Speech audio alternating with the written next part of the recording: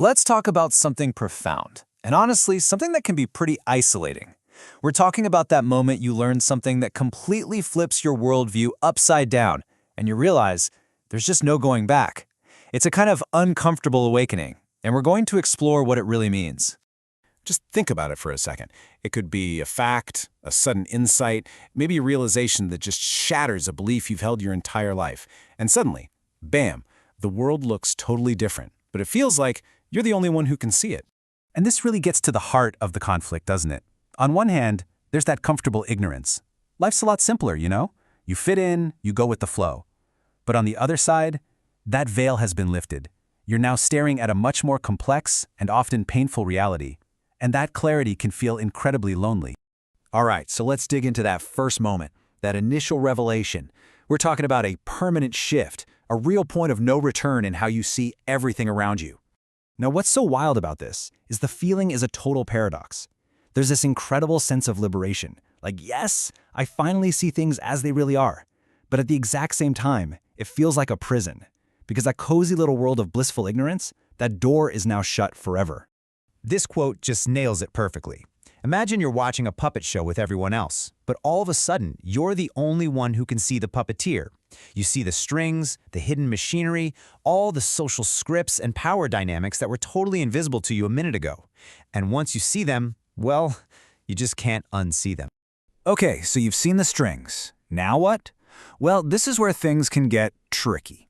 Because once you have these new eyes, navigating the old world becomes a huge challenge. And a lot of the time, it's a very, very lonely one.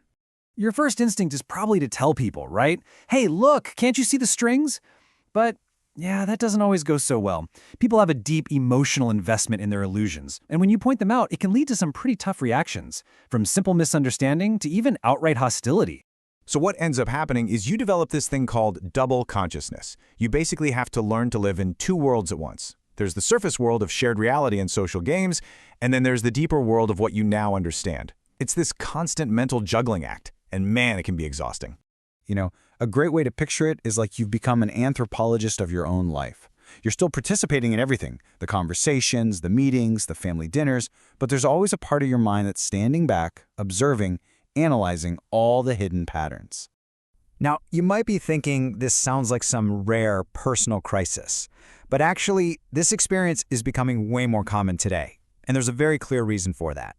I mean, just look at the difference. In the past, information was pretty locked down by gatekeepers. You had institutions, academics, the media. They told you how things were. But now, the internet has just blown the doors wide open. Anyone, anywhere, can start digging into the systems that run our lives. And that means way more of these veil-lifting moments for a lot more people. And this has led to this really modern feeling we can call conscious alienation. It's not just feeling disconnected, it's knowing exactly why you feel disconnected.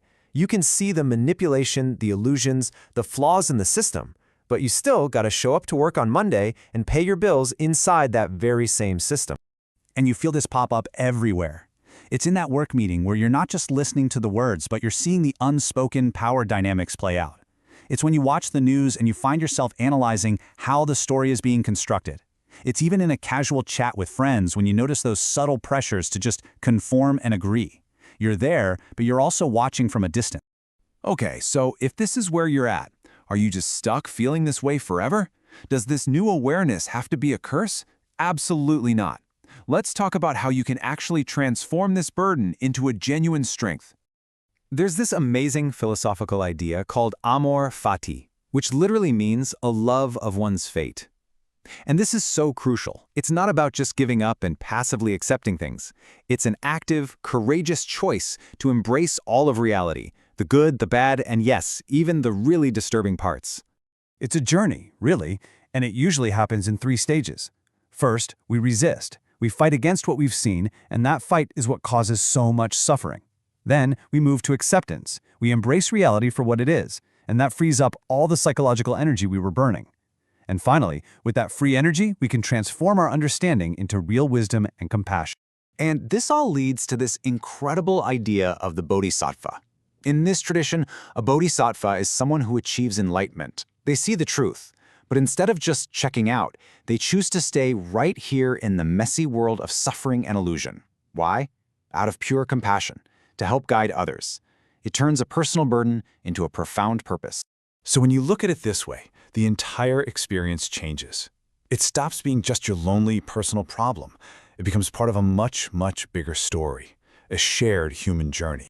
But to walk this path, you need to build a few key skills. You need practical wisdom to figure out which truths are actually useful and which ones just cause pain. You need moral courage to live by what you've learned even when it's really, really hard. And you need social creativity to find or maybe even create a community of people who get it. And if you stick with it, something really interesting happens to how you feel. That sharp initial pain of the awakening starts to soften into something else, a kind of melancholic joy. It's this deep, quiet satisfaction that comes from seeing clearly, from appreciating the whole complex picture, even the parts that are difficult or sad.